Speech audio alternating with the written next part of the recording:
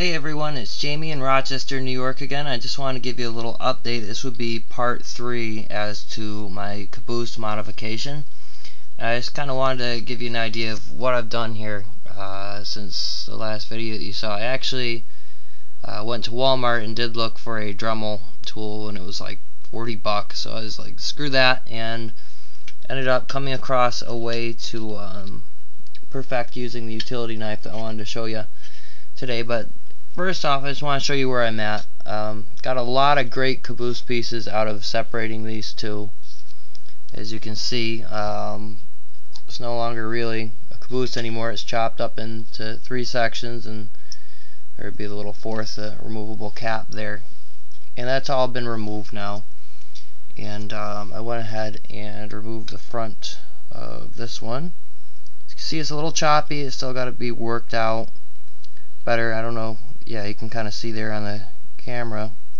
Adjust this light a little bit better. It's not sharp, but it's a lot better than what it was last time, which I showed you. And when I said don't do it at all, don't, well, I found out that there's a really good trick to it just through experimenting with it. Still, I wasn't going to pay $40 on top of just to get this project done if I could figure it out another way, and I did.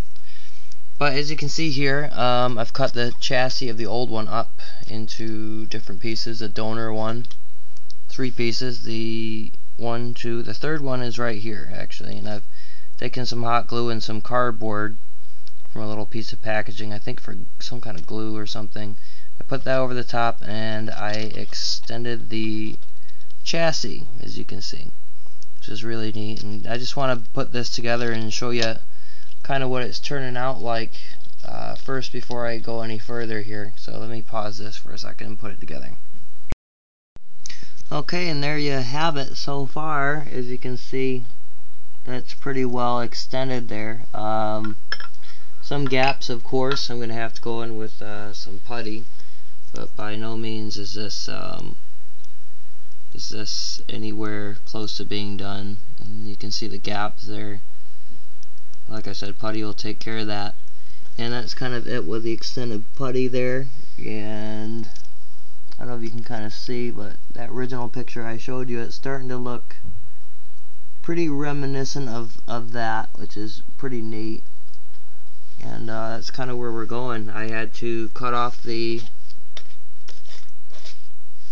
awning of this one across here, and down below I kind of, oh, that zoomed in, sorry, I had to cut in on a on an angle. Grab the knife here to show you. I had to cut in on an angle right through this area here on like a 45-degree angle, and about this area here to remove that, and went in underneath and just kind of poked through that way to get that. What I did with the utility knife, which is a trick I found out, is I put it under the flame and I heated it up and I held it down.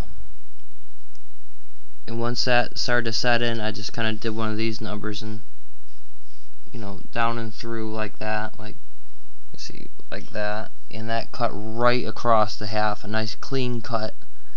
And then I did it from the other side also, and that cut that awning right off. And I'll show you. This is the cut that I got out of that awning. So it ain't bad. It needs to be cleaned up a little bit. So yeah, there's dirt under my nails from fiddling around with my truck today. Sorry. But that's kind of how clean that cut went versus the monstrosities of the other stuff here, like that. And yeah, I've gone and tried to clean that up already. And what I've been doing is I've been using utility knife, the one that wasn't under the flame, for just kind of finishing off the area, and the same one that was under the flame for just cutting through, because the main thing that's going to happen is it's going to get heated up, and that's what's going to do the cutting. And if you have like a little metal plate, which I use the weight from this one to just kind of strike that off, and as I was showing in the other video, you can kind of keep that sharp and clean too, and keep the fumes down from going through the plastic. Now the next thing I'm going to do to this is put this attachment onto the back of here, and I believe I'm going to leave the steps in that area and just continue extending it. So it's going to be a really big caboose, and all 4 trucks are going to be on this guy.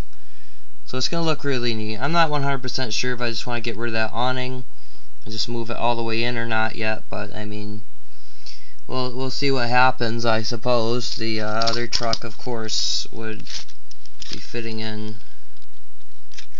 right in there, so I guess I've got the length and everything for it.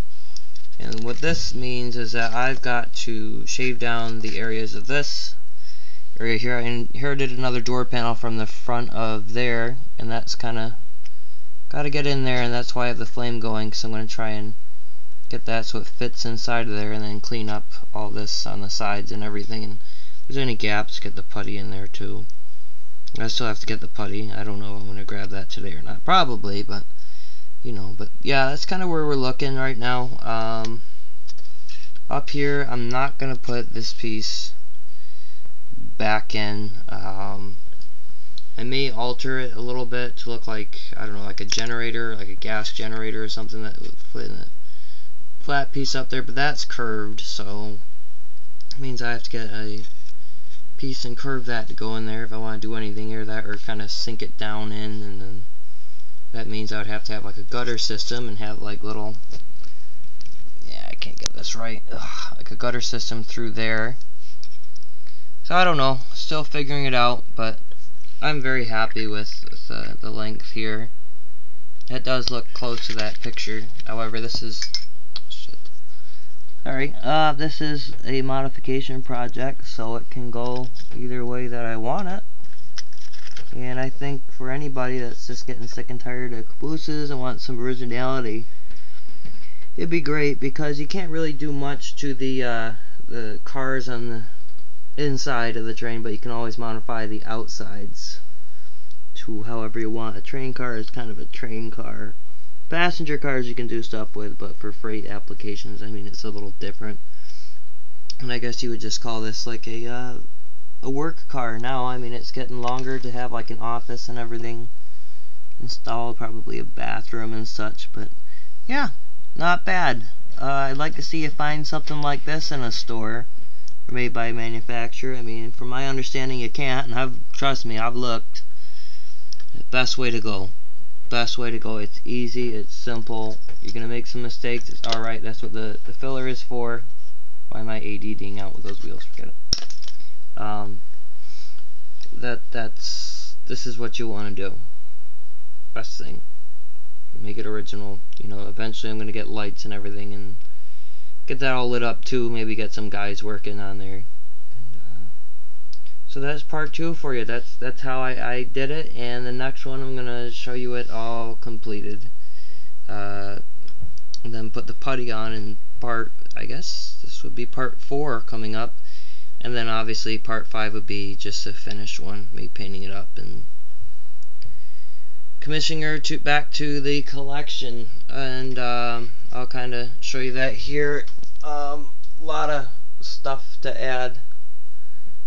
Can't really get it up good on the angle, but it's quite a collection. And I'll get that better in another video, but for now, there you have it. Hope you enjoyed it, and as always, this is Jamie in New York saying see you later.